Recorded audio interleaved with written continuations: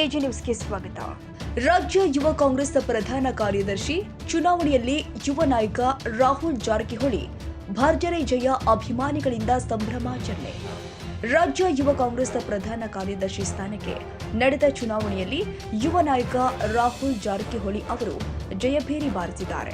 ನಗರದ ಬಸವೇಶ್ವರ ವೃತ್ತದಲ್ಲಿ ಹಾಗೂ ಹಿಲ್ ಗಾರ್ಡನ್ ಕಚೇರಿಯಲ್ಲಿ ಸಂಭ್ರಮಾಚರಣೆ ಜೋರಾಗಿದ್ದು, ಅಭಿಮಾನಿಗಳು ಪಟಾಕಿ ಸಿಡಿಸಿ ಸಿಹಿ ಹಂಚಿ ಸಂಭ್ರಮಿಸಿದ್ರು.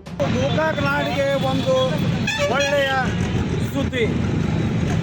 ರಾಹುಲ್ ಜಾರಕಿಹೊಳಿ ಅವರು ರಾಜ್ಯ ಯುವ ಕಾಂಗ್ರೆಸ್ ಪ್ರಧಾನ ಕಾರ್ಯದರ್ಶಿ ಹುದ್ದೆಗೆ ಇಡೀ ರಾಜ್ಯಾದ್ಯಂತ ತಮ್ಮದೇ ಆದ ಪಡೆಯನ್ನು ಕಟ್ಟಿಕೊಂಡು ಹೋರಾಟ ಮಾಡಿದ್ರು. ಅದರ ಪ್ರತಿಫಲವಾಗಿ ಇವತ್ತು ಅದು ಚುನಾವಣೆ ಘೋಷಣೆ ಆಯಿತು.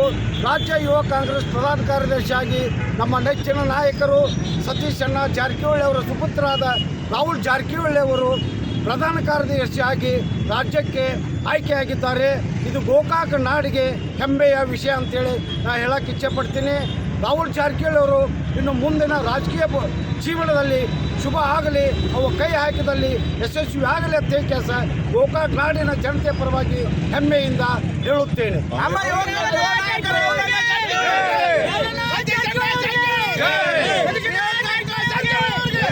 ಕಾಂಗ್ರೆಸ್ ಪಕ್ಷಕ್ಕೆ ಒಂದು ಶಕ್ತಿವಂತ ಆಗಲಿದೆ. ಹೌದೌದು, ಯುವ ನಾಯಕರು ಸತೀಶ್ ಜಾರಕಿಹೊಳಿ ಅವರ ಮಗ ರಾಹುಲ್ ಜಾರಕಿಹೊಳಿ ಅವರು ತಮ್ಮದೇ ಆದ ಪಡೆಯನ್ನು ಕಟ್ಟಿಕೊಂಡು ಈ ರಾಜ್ಯಾದ್ಯಂತ ಯಾವ ಒಂದು 224 ಕ್ಷೇತ್ರ ತುಂಬ ಎಲ್ಲ ಅವು ಯುವ ನಾಯಕನ ಕಟ್ಕೊಂಡು ಅಡ್ಡಾಡಿದ ಪ್ರತಿಫಲವಾಗಿ ಇವತ್ತು ನಮಗೆ ಆರಿಷ್ಟು ಬಂದಾರ ಕೆಲಸ ಹೇಳಕ್ಕೆ ನಾನು ಇಚ್ಛೆ ಪಡ್ತೀನಿ.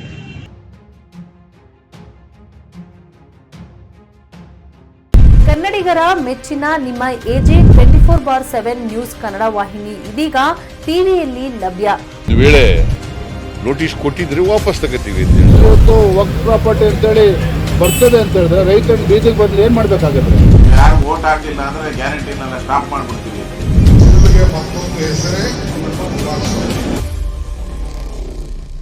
ಕರ್ನಾಟಕ ಮತ್ತು ದೇಶ ವಿದೇಶ 360 ಡಿಗ್ರಿ ಸುದ್ದಿ ಹಾಗೂ ಉತ್ತರ ಕರ್ನಾಟಕ, ಬೆಳಗಾವಿ, ಬಾಗಲಕೋಟೆ, ಧಾರವಾಡ, ಹಾವೇರಿ, ಗದಗ, ಬಿಜಾಪುರ ಜಿಲ್ಲೆಯ ಕ್ಷಣ ಕ್ಷಣದ ವಿವರವನ್ನ ಪಡೆಯುವುದಕ್ಕೆ ಎಜೆ 24/7 ನ್ಯೂಸ್ ಕನ್ನಡ ವಾಹಿನಿಯನ್ನ ಲೈಕ್ ಮಾಡಿ, ವಿಡಿಯೋಗಳನ್ನ ಶೇರ್ ಮಾಡಿ, ಕಮೆಂಟ್ ಮಾಡುವ ಮೂಲಕ ನಮ್ಮ ವಾಹಿನಿಗೆ ಸಹಕಾರ ನೀಡಿ ಮತ್ತು ಚಾನೆಲ್ ಅನ್ನ ಸಬ್ಸ್ಕ್ರೈಬ್ ಮಾಡಿ. ಧನ್ಯವಾದಗಳು.